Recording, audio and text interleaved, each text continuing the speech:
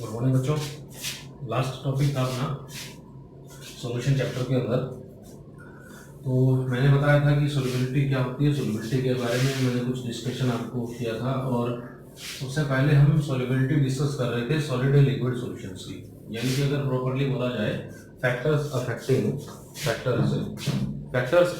Solubility of solid and liquid solution. तो उसमें मैंने पहला फैक्टर आपको बताया था nature of solute and solvent, nature of solute and solvent.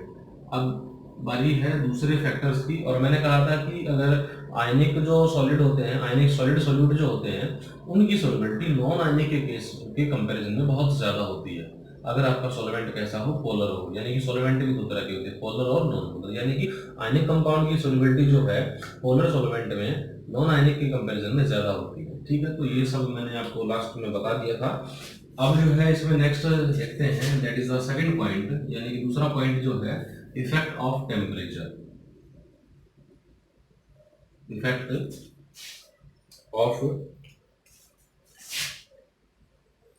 Of temperature, effect of temperature on the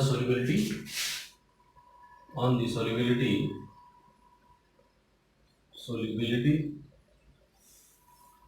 of solid in liquid solution। देखो बच्चों ध्यान से, दूसरा पॉइंट हो गया इफेक्ट ऑफ टेम्परेचर। अब मुझे एक बात बताओ, वैसे तो आप जनरली सभी जानते हैं, ठीक है, ये सबका एक जो है जनरल एक्सपीरियंस है। आपने देखा होगा, जैसे मान लिया अगर हम पानी के अंदर शुगर ऐड करते हैं, तो पानी के अंदर शुगर ऐड करते हैं, आपने 1 चम्मच शुगर मिला दिया, एक गिलास पानी में 2 चम्मच मिला दिया, तीसरा चम्मच मिला दिया। तो जैसे आप उसमें मिलाते जाते हैं, अमाउंट बढ़ाते हैं जब सॉल्यूट की, तो थोड़ी देर के बाद सॉल्यूट की अमाउंट डिजोल्व होनी बंद हो जाती है। तो हम क्या करते हैं टेम्परेचर को इंक्रीज करते हैं। सबने देखा होगा टेम्परेचर को जो है इंक्रीज करते हैं। ये देखा होगा जब चाशनी बनाई जाती है, तो चाशनी बनाते वक्त जो है हम उसको साथ साथ गर्म करते हैं, ठीक है। नहीं तो वैसे भी तुम्हें पता होगा कि चीनी को 1 चम्मच चीनी को अगर आप एक ठंडे पानी में डिजोल्व करो और एक गर्म पानी में डिजोल्व करो, कौन से केस में जल्दी घुल जाएगी? डेफिनेटली गर्म पानी में जल्दी डिजोल्व हो जाएगी।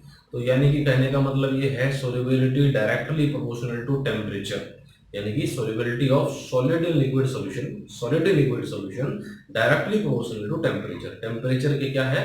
डायरेक्टली प्रोपोर्शनल होती है।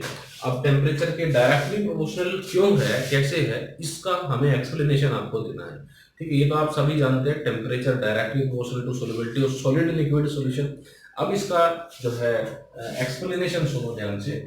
अब जैसे हम डिसॉल्व किसको किस में कर रहे हैं, सॉल्यूशन की बात करें, कौन सा सॉल्यूशन है? Solid and liquid solution. Solid and liquid solution का मतलब सॉलिड को लिक्विड में डिसॉल्व किया जा रहा है, यानी कि सॉल्यूट कैसा है आपका? सॉलिड। सॉल्वेंट कैसा है आपका? लिक्विड है, ठीक है। तो मैं डिसॉल्व कर रहा हूँ किसको किसमें? मैं डिसॉल्व कर रहा हूँ भाई सॉलिड प्लस लिक्विड, यानी कि सॉलिड को लिक्विड में। ये है आपका सॉल्यूट, और बच्चों ये है सॉल्वेंट। ये मिलकर के बना रहे हैं सॉल्यूशन। ये बना रहे हैं सॉल्यूशन। कौन सा सॉल्यूशन बना रहे हैं? सॉलिड इन लिक्विड सॉल्यूशन तैयार करते हैं। लेकिन ये जो प्रोसेस है रिवर्सिबल होता है, ठीक है, रिवर्सिबल। अब एक्सटेंड रिएक्शन का क्या है, वो एक अलग बात होती है। इसका एक्सटेंड वैसे फॉरवर्ड डायरेक्शन में ज्यादा होता है, ठीक है। तो सीधी सी बात ये है, जब सॉलिड को लिक्विड में डिसॉल्व किया जाता है, सॉलिड सॉल्यूट है, लिक्विड सॉल्वेंट है, डिसॉल्व करेंगे सॉल्यूशन बनेगा। कैसा सॉल्यूशन बनेगा? सॉलिड एंड लिक्विड सॉल्यूशन बनेगा। अब जो है इसमें 2 तरह की प्रोसेस हो जाती है, फॉरवर्ड प्रोसेस और बैकवर्ड प्रोसेस। और फॉरवर्ड जो रिएक्शन है, फॉरवर्ड रिएक्शन का स्टेटस क्या है? फॉरवर्ड रिएक्शन क्या है? फॉरवर्ड रिएक्शन है solid plus liquid form solution, is the forward reaction. Backward reaction क्या है? बैकवर्ड रिएक्शन है solution decompose into solid and liquid. Solution किस में टूट रहा है? सॉलिड में और लिक्विड, वापिस उसमें डिसोसिएट हो रहा है। तो ये आपकी फॉरवर्ड और बैकवर्ड डायरेक्शंस में प्रोसेस हो गई। अब जो है, अब मैं अगर इनके नेचर की बात करूं तो फॉरवर्ड रिएक्शन का जो नेचर होता है, फॉरवर्ड रिएक्शन का जो नेचर होता है वो होता है एंडोथर्मिक। इस प्रोसेस में क्या होता है, एंडोथर्मिक होता है फॉरवर्ड, ठीक है। और बैकवर्ड में जो है वो एक्सोथर्मिक होता है। मैं यहाँ पर नेचर की बात बता रहा हूँ, ये एक प्रैक्टिकल पॉइंट है, ठीक है। तो ये पॉइंट आपको याद रखना पड़ेगा, ठीक है। तो फॉरवर्ड जो है वो एंडोथर्मिक है, बैकवर्ड इस केस में एक्सोथर्मिक है, ठीक है। अब जैसे आपने पढ़ा होगा, या मैंने आपको जो है 11th क्लास में बताया था कि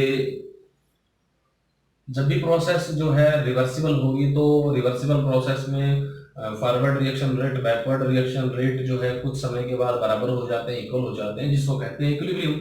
यानी कहने का मतलब ये है कि भाई कुछ समय के बाद जो है, जब प्रोसेस चलेगी तो कुछ समय के बाद इक्विलिब्रियम आ जाएगा, और इक्विलिब्रियम आने के बाद रिएक्शन की जो रिएक्शन में के अंदर जो है रिएक्टेंट की और प्रोडक्ट की जो अमाउंट होती है, यानी कि amount of reactant and amount of product, वो क्या हो जाते हैं, वो कांस्टेंट हो जाते हैं। यानी कि अमाउंट, यानी कि नया रिएक्टेंट खर्च नहीं होगा, नया प्रोडक्ट भी नहीं बनेगा, ये सब आप जानते हैं, ठीक है। ये आपने 11th क्लास में बहुत अच्छे से पढ़ा था।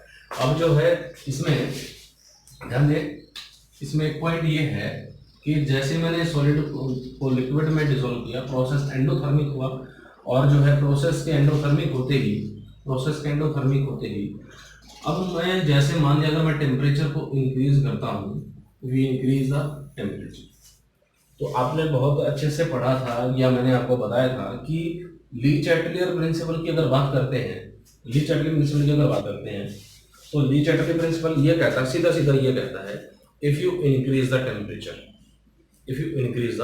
Temperature then equilibrium decrease the temperature. समझ में आएगा? तो मैंने ये कहा था, अगर आप जो भी करोगे इक्विलिब्रियम उसका उल्टा करेगा। कहने का मतलब ये है, अगर आप इक्विलिब्रियम को परेशान करोगे, इक्विलिब्रियम को अगर आप डिस्टर्ब करोगे, तो इक्विलिब्रियम जो है अपने आप को वापस न्यूट्रलाइज कैसे कर लेगा, उसका उल्टा करके। जैसे मैंने इक्विलिब्रियम को कैसे डिस्टर्ब किया, मैंने इक्विलिब्रियम को डिस्टर्ब करने के लिए टेम्परेचर बढ़ा दिया, और इक्विलिब्रियम डिस्टर्ब हो गया, तो इक्विलिब्रियम क्या करेगा, इक्विलिब्रियम टेम्परेचर को फिर घटाएगा, क्लियर है, यानी कि उसको रिगेन कर लेगा। समझ में आएगा? तो ये सब ली चैटलियर प्रिंसिपल ने कहा था। तो सीधी सी बात है भाई, अगर मैं टेम्परेचर बढ़ाऊंगा तो इक्विलिब्रियम क्या करेगा, टेम्परेचर को घटाएगा। तो इक्विलिब्रियम कौन सी डायरेक्शन में फेवर हो जाएगा, जिस डायरेक्शन में टेम्परेचर डिक्रीज हो रहा हो, अब मुझे बताओ कि भाई फॉरवर्ड डायरेक्शन में और बैकवर्ड डायरेक्शन में कौन सी डायरेक्शन में टेम्परेचर डिक्रीज हो रहा है, फॉरवर्ड में कि बैकवर्ड में। तो फॉरवर्ड में आप देख पा रहे हैं कि फॉरवर्ड जो है एंडोथर्मिक है, बैकवर्ड जो है वो एक्सोथर्मिक है। एंडोथर्मिक के अंदर क्या होता है, एंडोथर्मिक में टेम्परेचर हमेशा डिक्रीज होता है, सब जानते हैं। एंडोथर्मिक अगर प्रोसेस है, कंटेनर में अगर एंडोथर्मिक आप करा रहे हैं, उस टेम्परेचर का उस कंटेनर का जो टेम्परेचर है वो कम हो जाता है, यानी कि वो कंटेनर ठंडा हो जाता है। आपने सुना होगा कि कई सारी केमिकल रिएक्शंस होती हैं, जो केमिकल रिएक्शंस कराते हैं तो वो कंटेनर कूल हो जाता है, ठंडा हो जाता है, कूलिंग प्रोड्यूस करता है, दैट्स आर एंडोथर्मिक प्रोसेस। और जिस प्रोसेस में कंटेनर्स है ना, कंटेनर्स वो क्या हो जाते हैं, गर्म हो जाते हैं, तो ऐसी प्रोसेस एक्सोथर्मिक होती है। तो फॉरवर्ड जो है वो एंडोथर्मिक है, और बैकवर्ड बैकवर्ड एक्सोथर्मिक है। तो मैंने कहा, अगर मैंने टेम्परेचर बढ़ाया तो इक्विलिब्रियम कहाँ जाएगा, इक्विलिब्रियम उस डायरेक्शन में जाएगा जिस डायरेक्शन में टेम्परेचर डिक्रीज हो रहा हो, उल्टा करेगा। ठीक है, तो भाई कौन सी डायरेक्शन में टेम्परेचर डिक्रीज होता है, टेम्परेचर डिक्रीज होने वाली जो प्रोसेस होती है दैट इज ऑलवेज एंडोथर्मिक, यानी कि equilibrium moves to forward direction. Equilibrium कौन सी डायरेक्शन में शिफ्ट हो जाएगा, फॉरवर्ड में शिफ्ट हो जाएगा। ठीक है, अपने आप को फॉरवर्ड में शिफ्ट कर लेगा। तो ठीक है, तो रिएक्शन जो है ज़्यादा से ज़्यादा किस डायरेक्शन में चली जाएगी, फॉरवर्ड के अंदर एक्सटेंट चला जाएगा। तो इससे क्या होगा, इससे हमें ज़्यादा से ज़्यादा सॉल्यूशन मिलेगा।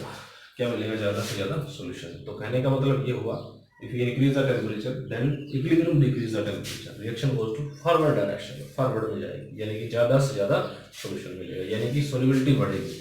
ठीक है, तो हम यहाँ से कह सकते हैं, ठीक है, ये पॉइंट आप इसमें नोट कर लें। लिख लेना यहाँ पर according to Le Chatelier principle, Le Chatelier principle, if we increase the temperature then equilibrium decrease the temperature and reaction goes to endothermic process, यानी कि reaction goes to here forward direction. So solubility get increase by increasing क्या temperature, ठीक है। ये हो गया effect of temperature on the solubility of solid in liquid solution, ठीक है। तो ये है सेकंड पॉइंट। और थर्ड पॉइंट जो है इफेक्ट ऑफ प्रेशर, प्रेशर का नो रोल, प्रेशर का सॉलिड लिक्विड सॉल्यूशन की सॉल्युबिलिटी में कोई रोल नहीं होता, ठीक है। तो ये पॉइंट हमें करने की जरूरत है, ठीक है।